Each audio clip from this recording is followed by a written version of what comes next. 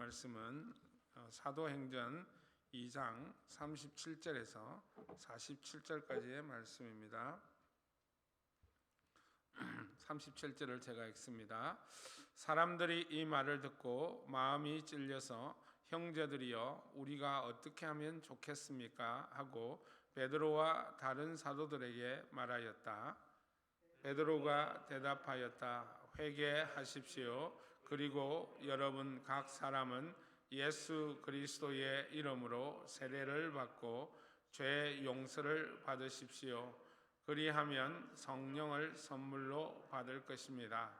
이 약속은 여러분과 여러분의 자녀와 또 멀리 떨어져 있는 모든 사람, 곧 우리 주 하나님께서 부르시는 모든 사람에게 주신 것입니다. 베드로는 이 밖에도 그 많은 말로 증언을 하고 뒤뚤어진 세대에서 구원을 받으라고 그들에게 권하였다. 그의 말을 받아들인 사람들은 세례를 받았다. 이렇게 해서 그날의 신도수가 약 3,000명이나 늘어났다. 그들은 사도들의 가르침에 몰두하며 서로 사귀는 일과 빵을 떼는 일과 기도에 힘썼다. 모든 사람에게 두려운 마음이 생겼다. 사도들을 통하여 놀라운 일과 표징이 많이 일어났던 것이다.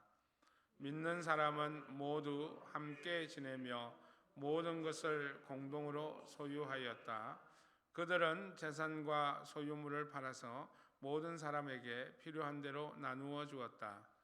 그리고 날마다 한 사람을 열심히 모이고 집집이 돌아가면서 빵을 떼며 순전한 마음으로 기쁘게 음식을 먹고, 다 같이 읽습니다.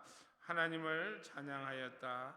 그래서 그들은 모든 사람에게서 호감을 샀다. 주님께서는 구원받는 사람을 날마다 더하여 주셨다. 아멘.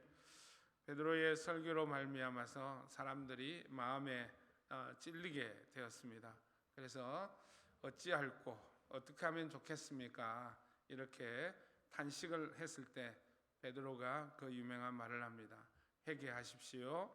그리고 여러분 각 사람은 예수 그리스도의 이름으로 침례를 받고 죄 용서함을 받으십시오.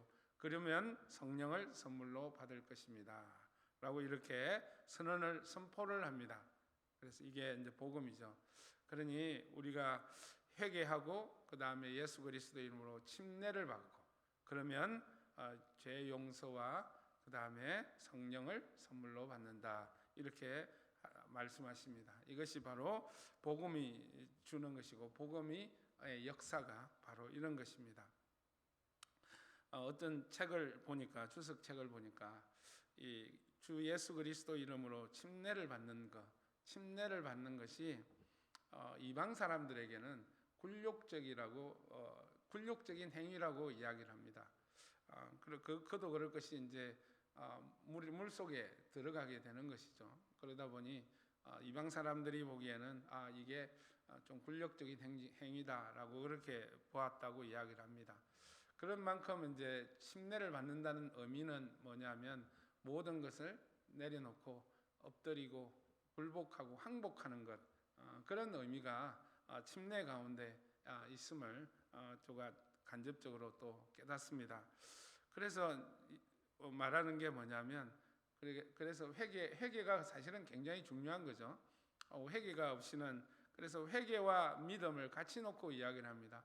회개가 먼저냐 믿음이 먼저냐, 우리는 뭐 그것 갖고 신학자는 다투지만 어쨌든 회개와 믿음은 같이 오는 것임을 우리가 알기를 원합니다. 그래서 하나님께 완전히 돌아서 나의 죄를 깨닫고 하나님께 엎드리고 그리고 하나님께 돌아가는 것, 이게 회개입니다. 그러니까 돌아간다는 것은 결국은 믿음이 동반되지 않으면 돌아갈 수 없는 것이죠.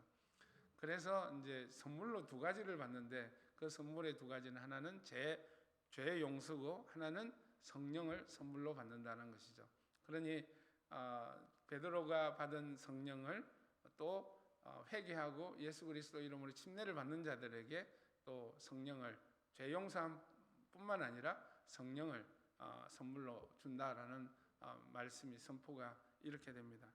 그래서 이제는 죄의 용서와 성령을 선물로 받는다는 의미는 뭘 의미를 하느냐 하면 새로운 삶을 의미를 합니다. 죄를 지었다라는 것은 결국 하나님 앞에 죄인이고 심판을 받는다는 그런 의미가 담겨져 있지 않습니까? 그렇지만 이제는 이런 회개와 침례를 받게 되면 어떤 일이 일어나느냐? 그것이 하나님이 그것을 용서해 주시고 하나님이 받아주신다라는 것이죠. 그 다음에 또 성령을 선물로 받는다는 의미는 뭐냐면 성령이 우리는 맨날 능력으로만 많이 생각을 하고 그렇게 하는데 맞습니다. 능력인데 어떤 능력이 있느냐 하면 우리로 하여금 진리 가운데 걷게 한다는 거죠. 그러니까 진리 가운데 걷게 하고 하나님의 말씀을 따라 살 수 있게 만드는 게 성령의 역사라는 것이죠. 그래서 성령을 선물로 받았다는 의미는 우리가 죄 용서는 새로운 삶의 시작이라고 말할 수 있지만 성령의 선물은 성령으로 말미암아 새로운 삶을 실제로 살아가게 된다라는 것을 이야기를 합니다. 여러분 갈라디아서도 계속 이렇게 찬찬히 읽어보면 뭘 이야기하는 거냐 하면 믿음으로 구원을 받는다라고 이야기를 하는데 끝부분에 가보면 뭘 이야기를 하냐면 우리가 믿음으로 구원을 받아서 뭘로 살아가게 되냐면 성령으로 살아가게 된다라는 것을 이야기를 합니다.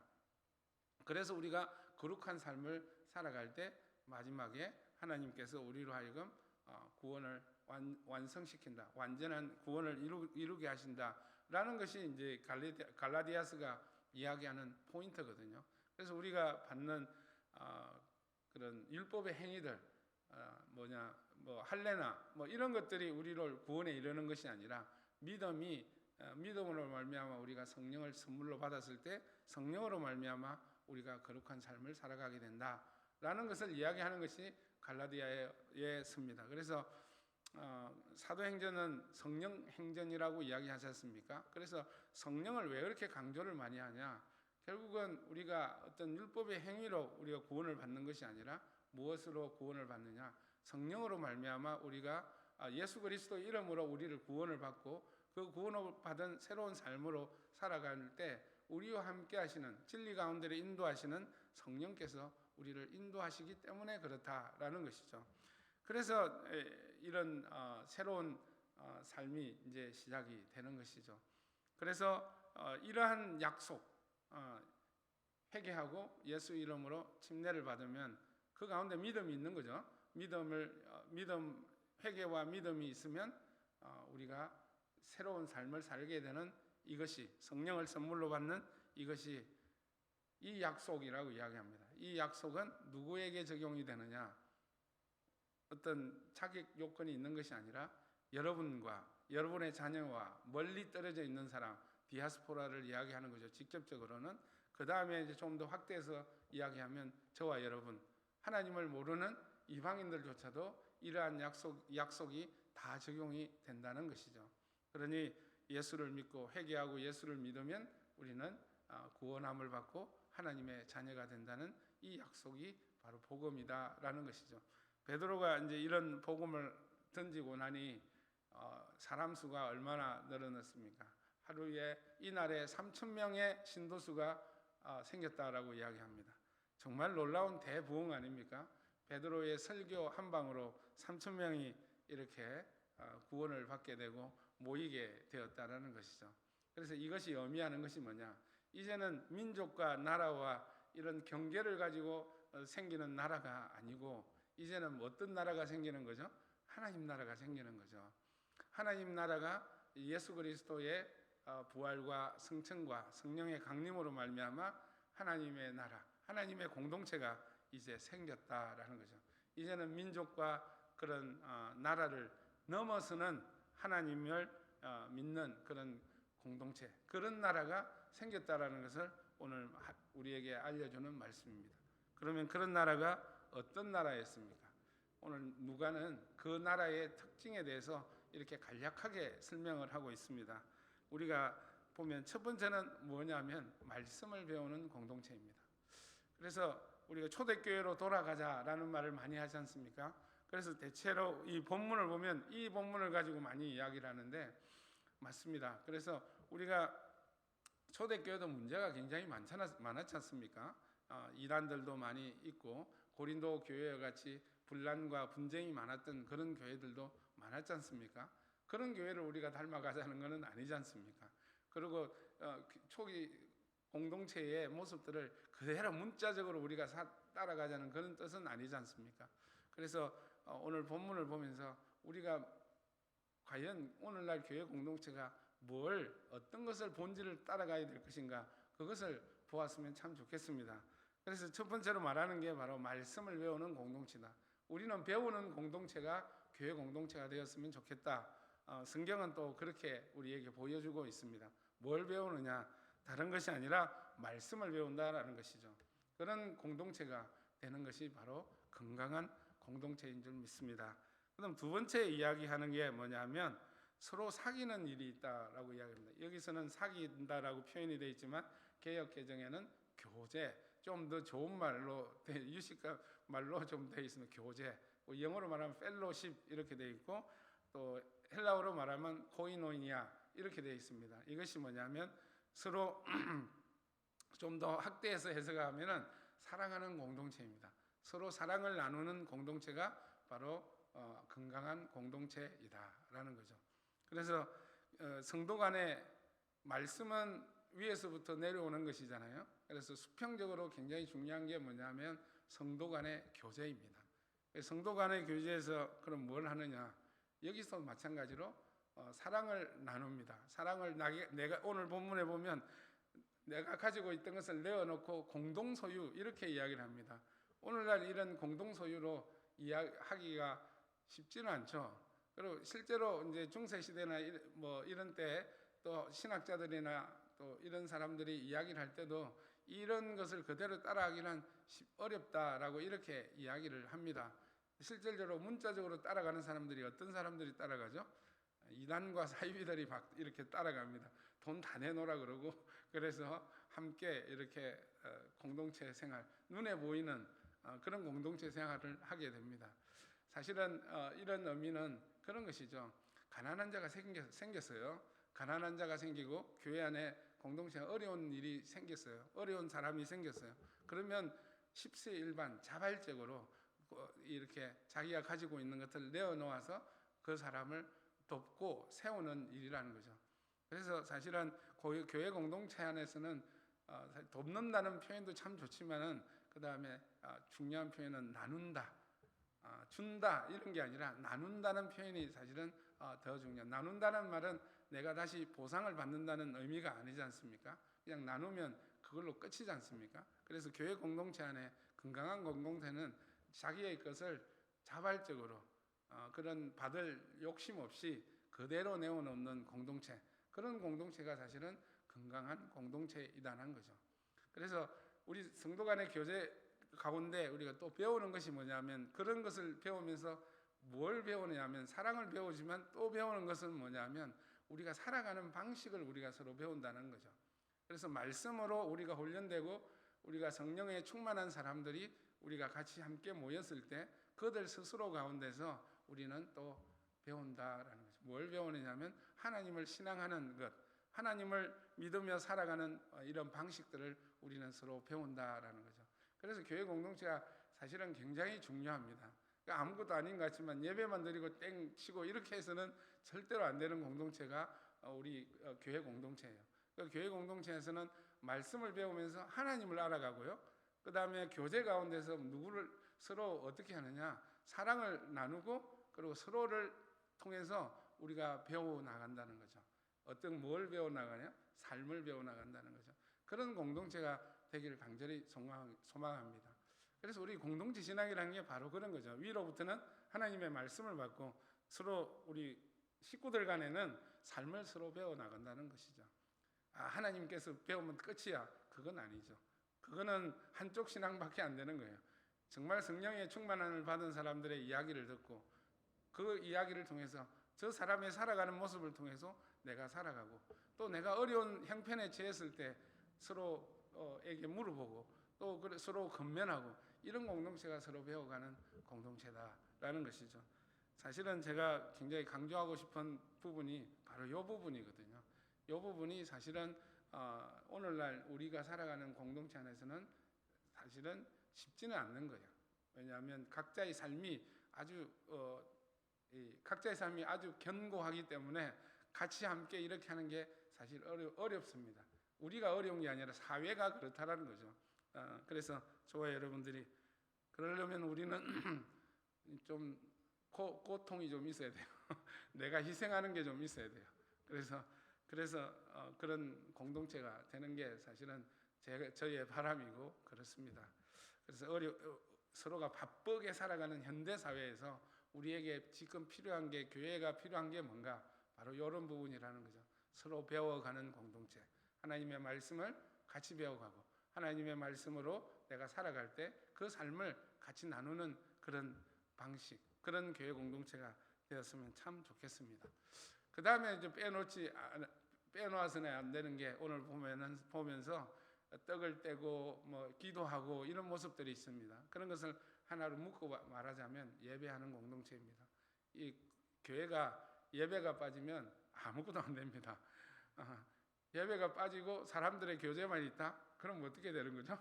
그냥 개모임하고 비슷하게 될 가능성도 있습니다. 말씀이 빠진다? 그러면 사교 모임하고 똑같이 되는 거예요. 그 기본이 뭐냐? 예배가 있어야 되고 말씀이 첫 번째 이야기한 것처럼 말씀이 딱 자리 잡고 있어야 돼요. 그 가운데 우리는 서로 배우는 공동체가 되는 거죠. 그래서 예배하는 일, 그것도 물론 삶으로 우리가 개인적으로 드리는 예배도 있지만, 오늘 본문을 보면 성전에서 날마다 모이고 그 다음에 각 가정에 돌아가면서 이렇게 했다라고 이야기를 합니다.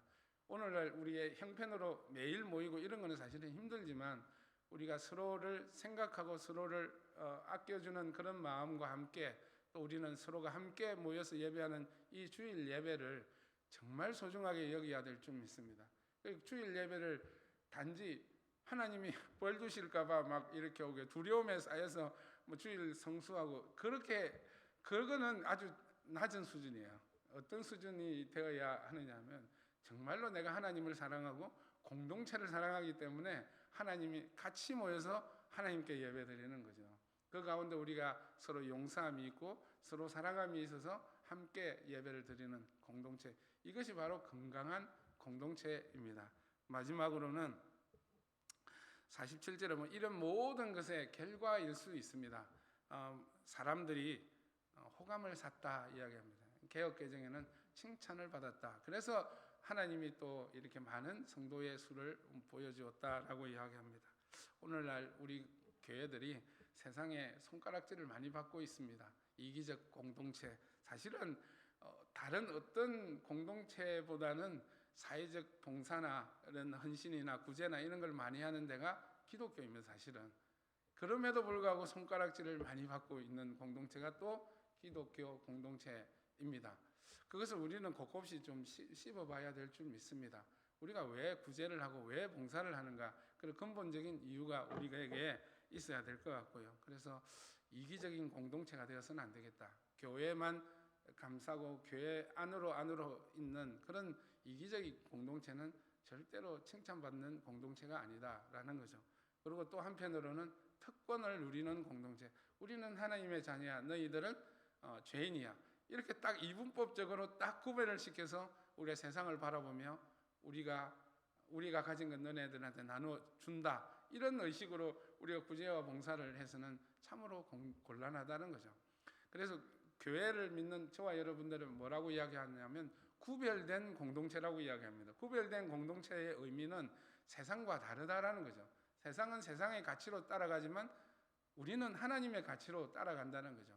그런데 여기에 더 중요해요. 구별된 공동체인데 그 공동체가 어디에 있나요? 세상 가운데 있다는 거죠. 그래서 세상과 살아가는 방식은 다르지만 세상 속에서 함께 어울려서 살아간다는 거죠. 이게 굉장히 중요한 교회의 컨셉 중에 하나입니다. 그래서 그것을 우리가 놓쳐버리면 이분법적으로 살아가게 됩니다. 그러니 손가락질을 받게 되는 거죠. 물론 우리가 도덕적으로 윤리적으로 완벽하지 못하기 때문에 도덕적 기준을, 세상 사람들의 윤리적 기준을 높게 잡고 우리는 10개 중 하나만 실수를 하면 막 손가락질이 막 화살이 엄청 날아옵니다. 근데 세상은 10개 중 하나만 잘하면 막 엄청 칭찬을 합니다. 그만큼 우리는 도덕적, 윤리적 가치 기준을 세상 사람들이 높게 잡고 있습니다. 그거는 맞는 사실인데, 그래서 우리가 교회 공동체에 가지고 있어야 될 건 뭐냐? 우리는 구별된 공동체는 맞습니다. 우리의 삶의 방식은 세상과 다른 방식으로 살아갑니다. 그런데 우리가 어디에 있느냐? 세상에 있다라는 거죠. 세상과 어우러지며 그들에게 우리의 것을 나누어주며 복음을 나누고 그들을 사랑하고 섬기며 그들을 생명을 살리는데 우리가 공동체의 의미가 있다라는 거죠. 그랬을 때 우리는 칭찬받는 공동체. 그렇다고 막 칭찬받기 위해서 그걸 목적으로 교회 공동체가 하면 이건 세속화되는 거예요. 참 어렵습니다. 교회 공동체가. 예, 그렇습니다. 오늘 좀 길게 말씀을 나눴는데 참 중요한 말씀이기 때문에 그렇습니다. 성령으로 말미암아 이렇게 새로운 나라가 생성됐어요. 하나님이 만들으셨어요. 그래서 그게 성령 공동체요, 교회 공동체요, 하나님을 믿는 신앙의 공동체가 된 겁니다. 이것은 나라와 민족을 넘어서는 공동체입니다. 그래서 저와 여러분 오늘 말씀처럼 우리가 건강한 공동체가 무엇일까? 그 본질이 무엇일까? 그것을 고민해 나가면서 우리가 점점 또 건강해져가는 그런 생명을 나누는 공동체가 되기를 간절히 소망합니다. 기도하겠습니다. 사랑과 은혜가 충만하신 하나님, 참으로 감사를 드립니다. 예수 그리스도를 믿음으로 말미암아 성령을 선물로 받고 모두가 예수를 주로 고백하는 그런 공동체, 그런 나라가 또 이렇게 초대교회에 만들어졌습니다. 그 나라가 지금까지 우리 가운데 또 있습니다. 하나님, 우리가 은혜로 말미암아 죄와 사함을 받고 또 성령을 선물로 받은 우리 아버지 하나님의 귀한 공동체입니다. 그 공동체가 하나님 건강한 공동체, 생명력이 있는 그런 공동체로 점점 세워져 가기를 간절히 소망합니다. 주께서 우리에게 힘을 다하여 주시고 성령께서 우리를 이끄시는 대로 순종하는 저희들이 되게 도와주셔서 귀한 공동체로 말미암아 복음이 증거되고 또 많은 생명이 살려지고 그래서 많은 사람들이 예수를 주로 시인하는 그런 역사가 우리 교회 공동체를 가운데 일어나기를 간절히 소망합니다. 예수님 이름으로 기도드립니다. 아멘.